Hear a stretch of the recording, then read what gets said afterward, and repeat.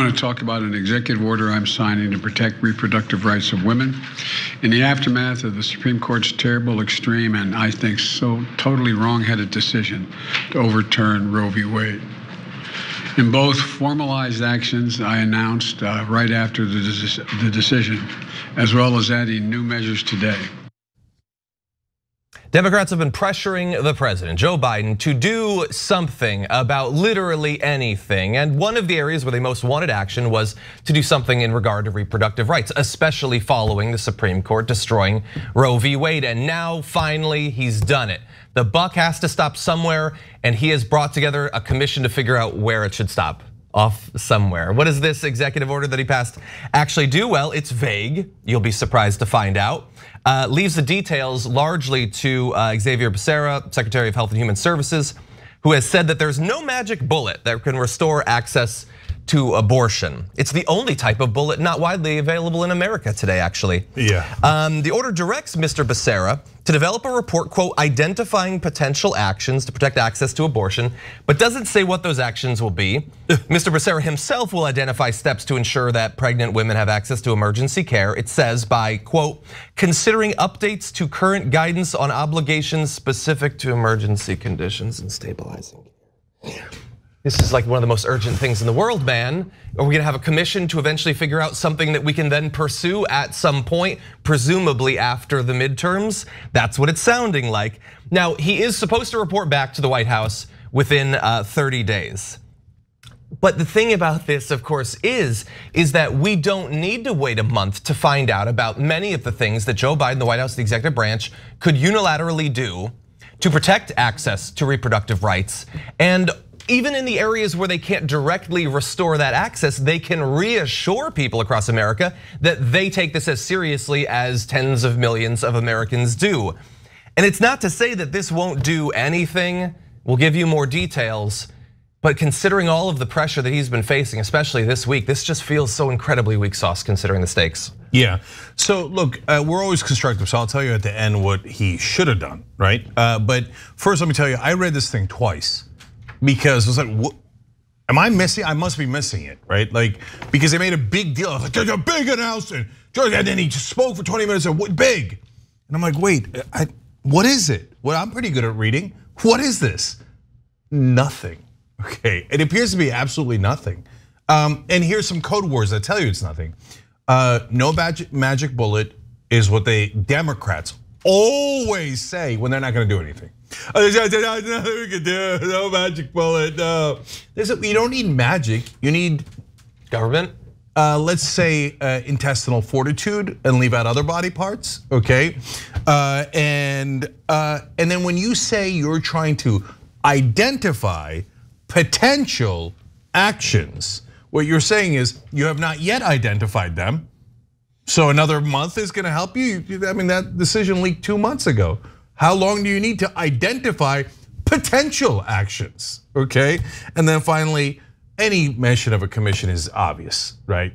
Democrats love commissions. You remember the last commission that got us, oh no, right, there was no commission that ever got us any results, ever from the Democrats, certainly in my lifetime, okay? So a commission means we promise to do nothing, but this will help MSNBC trick older Democratic voters into thinking that we are doing something.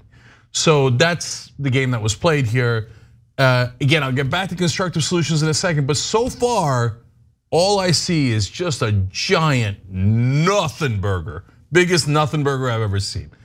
Jessica, did I miss something? Yeah, I mean, it's a lot of saying things that sound like they're doing something. It's a lot of talking about doing things, but the bottom line is that's not going to do anything for the women who are trying to access care, who can't access care in the meantime. There's a lot of time before the midterms even that they could do something about this, and I think John's gonna get into this in a second. But let's talk about voting, because that's their big solution, right? In the short term, we're gonna talk about doing something and do nothing really. In the long term, we're gonna ask you to please vote for Joe Biden again.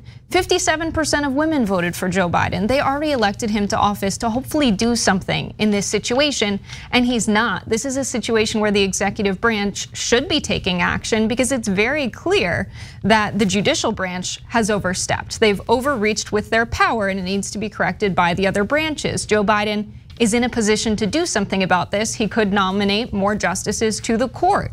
He just brokered a deal apparently with Mitch McConnell to elect this guy, Chad Meredith, and of course his name is Chad, who is a pro-life judge in Kentucky, in exchange for federal nominations not being blocked. Do what's in your power right now, stack the court. Yeah. Exactly, yeah, there have been any number of people who have been giving them clear directives, but maybe those people can call Xavier Becerra. Maybe that'll eventually get through. Hey, remember the commission that was gonna look into whether he could unilaterally cancel student loan debt? And it got back to him like a year ago, and then they told us it'd be 2 weeks until he finally does something, and that was like 2 months ago? Yeah, commissions are the best. Anyway, he does have things that he wants to be done that are semi-specific, contained within this executive order, so let's go into those. So addressing a few concerns, one of which is that those people seeking abortions could be prosecuted using personal information in emails, texts, or web searches. A lot of people have concerns about data being stripped out of app usage, those sorts of things. Executive order asks the chair of the Federal Trade Commission to consider actions to protect consumers' privacy when patients seek information about reproductive care. This directs him to consider actions to protect information. So it's like it's illegal in multiple states already. They're now working on the next steps, making it illegal for people in those states to access care in states where it's legal. They're gonna be hunting you down and locking you up, and they're looking at making it a little bit harder technologically. That's great. Yeah, and John, let me just interrupt there for a second, because that's the kind of stuff, that's why I read it twice. I was like, okay, protecting people's privacy so they can't, that's good. Okay, so what's the proposal? Oh, considering action at a later time that is not actually outlined here at all.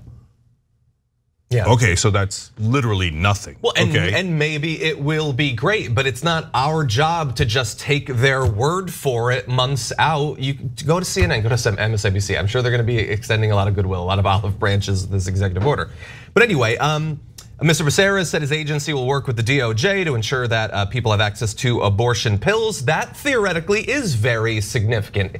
It's also complex, and the proof will very much be in the medicinal pudding in this. We'll have to see if they can actually do that. There is a full court press from Republicans and state legislatures to make that as difficult as possible to lock up people who help you get access to those sorts of medications. But that's for Becerra, that's for the DOJ, for the FTC. What about for you? As Jessica alluded to, Biden has something he wants you to do as well, as you'll see in this video. On the day the Dobbs decision came down, I immediately announced what I would do. But I also made it clear, based on the reasoning of the court, there is no constitutional right to choose. The only way to fulfill and restore that right for women in this country is by voting, by exercising the power at the ballot box. And I know it's frustrating, and it made a lot of people very angry, but the truth is this, and it's not just me saying it, it's what the court said. When you read the decision, the court has made clear it will not protect the rights of women. The court now practically dares the women of America to go to the ballot box. It's my hope and strong belief that women will in fact turn out in record numbers to reclaim the rights that have taken from them by the court. If you want to change the circumstances for women and even little girls in this country, please go out and vote. Well, for God's sake, there's an election in November. Vote, vote, vote, vote. Yes, and if you take his advice, if you go out and vote in large enough numbers, then someday we might have the miracle of a Democratic president and a Democratic Senate and a Democratic House, and then surely they will do something. Look, voting is a part of this process. We understand that.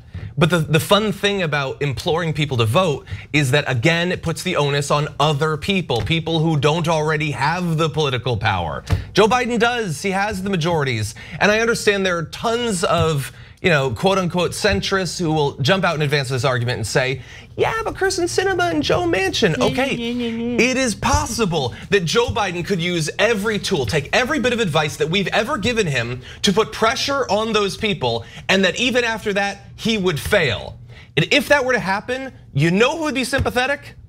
Us. Were he to try, the fact that he preemptively surrenders and that so many Democratic voters are willing to just accept that preemptive surrender, to imply that there's nothing they can do to pressure Manchin or Sinema. And as we were talking about on Twitter earlier today, it's not like they don't know how to go scorched earth. Take a look at what they did to Nina Turner. Take a look at what they were willing to do to Jessica Cisneros. When it's progressives, they know how to use the resources, tactics, the tools of persuasion and all that they have. But when it comes to protecting tens of millions of people's rights, suddenly it's, what are you gonna do? You should probably go vote more. Yeah, all right, now let me show you how progressives are useful and corporate establishment Democrats are useless as a perfect example. But so first of all, abortion pill is actually protecting that and make sure that you can get it even in red states would be super useful. So they mentioned the abortion pill, that's why I got excited, that's why I reread it several times. Like, okay, abortion pill, how are we gonna get it to the red states? Oh, there's no proposal. It's to further study the abortion pill. I don't need to study it. It works, it's good, we should get it to the red states. They're like, okay, yeah, maybe later, but we'll have to study the study of the study. Okay, you're useless, you're useless. Okay, so then they say, okay, give us more votes. All right, look, no problem, no problem. How many? Give me a number. Give me a number. Give me a number at which you would do goddamn anything. I'm serious. Voting rights, women's rights, your entire agenda. Give me a number of senators, assume you control the House, give me a number of senators where the Democrats say, well, at that number, we would definitely get it passed. They will never give you that number. Mainstream media probably will never ask them for that number. They'll say, oh, there's no way of knowing. There's no way. Well, is 54 senators enough? Is 56, 58, 62, 68? Is there any number of senators where you would actually do something? And the answer is no, because they don't want to do anything. You know what they're working on right now in the Senate? Tim Kaine, that useless corporate Democrat who was Hillary Clinton's VP candidate, is trying to put together a bipartisan bill on abortion rights that's gonna get 60 votes. No, come on, come on. Nobody's that stupid. Is Tim Kaine really that, like, does he have an IQ of 15, 20, 25? Is it single digits? You're gonna get a useful bill to protect abortion rights, and you're gonna get 10 Republicans to vote for it. On which planet? No, why don't you tell me that you're lying and you're fake and you don't actually plan to do anything without telling me? Okay, so what's useful? Give me a number, and if I was the president, I said, get me 54 senators, whatever the number is. I would say 50, but okay, but 54, and I will guarantee you that abortion is legal throughout the country. Will Biden do that? Of course not, because he's not gonna do it. So, all right, number two, okay, how can you do something now? Like, for example, there's a lot of different ways. I actually don't agree with Jessica unpacking the courts. A lot of progressives say that. I don't like it. Okay, no problem. There's 1,000 other ways, okay? So for example, right now, if I was president, I'd say, look, who's blocking access to abortion? Well, there is a very little answer to that. It's Joe Manchin and Kristen Sinema. So yes, every Republican is blocking it. That's clear, there's no question about that. But if Manchin and Sinema would lift the hold on the filibuster, we would have it today. Today, it would be over. We would have abortion legal in the entire country. So there's a very, very, very literal answer to who's blocking it. So what has Joe Biden done to fight Manchin and Sinema on that issue? Nothing, literally zero, nothing. Why? Because he values them more than he values you. And reproductive rights, as a fact, stone cold fact. He said, oh, no. My beloved Joe Manchin, my actual president, I could never defy him. Kristen Sinema, what if she loses? Because she's gonna lose in a Democratic primary anyway, you idiot. Okay, the beloved Democratic senators, I love them so much. I love the parliamentarian, I love the filibuster. Yeah, you like it more than reproductive rights. It's a fact. It's a fact because you haven't fought them at all. Okay, look, you bring in any kick-ass progressive and we will, okay, and you say, oh, well, you can't, they would turn Republican. Guys, just think about this, okay? If Biden risks having them become Republican now, Sinema and Manchin, what do you lose? Literally nothing, because we're not passing anything anyway. Those two have blocked everything. Voting rights, women's rights, they blocked everything. So we would lose nothing if we lost them to Republicans. But what you would gain is you would gain a Democratic Party that is visibly, aggressively fighting for its voters. Yeah. Where the voters might go, oh, well, I see it now, I see it. If I give them 2 more senators, yeah, I get it, they lost Manchin and Sinema. But if I give them 2 more senators, these some bitches are gonna pass it. They're gonna pass it, okay? But right now, nobody's gonna show up to vote because we're positive that even if we gave you 58 senators in a miracle, you would find a way to go, oh, Coons, he broke his leg, Carper twisted his leg, no, we can't do it, the parliamentarian. Tester with a steel chair. Yeah, you guys are liars. This is journalism. The reporters are go, yes, they will give them infinite, if you give them 200 senators, they would say they might form another commission. So that's why you should vote for Democrats. Democrats are awesome. You're not a reporter. Challenge them, challenge the powerful, they're lying. If Joe Biden wants votes, earn them. Do something to earn the votes. Do anything right now. Build abortion clinics on federal lands. There's a ton of federal land that they said you can drill oil on when we were experiencing an oil shortage that went unused. We're not talking about building abortion clinics in our national parks like in Yellowstone. We're talking about using federal land we already have to increase access to abortion. The abortion pill, great example of something you can do right now. We can mail it to people. But unless we have a strong administration enforcing the laws that they create and creating actual structures and systems for people to get these abortion pills, this is going to be ineffective. They're asking the alphabet soup of bureaucracy in America to think about it, just like we've been thinking about it. And that's really not gonna go anywhere, because what's happening is people who work in places like Walgreens and in pharmacies are already declining to give birth control to people who are there to pick it up. What happens when people who deliver mail start refusing to deliver mail if it's from an address where they suspect it could be an abortion pill? That's really what we're going to experience in this country. And we need an administration that's going to be strong and actually make laws to protect people of this real reality. We could talk about what's going on in Congress and the Senate a lot, but a lot of people who are on the ground, who are regular people doing regular jobs, are now taking matters into their own hands and taking other people's rights away from them. And it's not being taken seriously by anyone in this administration. That became very clear in this speech. Yeah, I gotta say one last thing.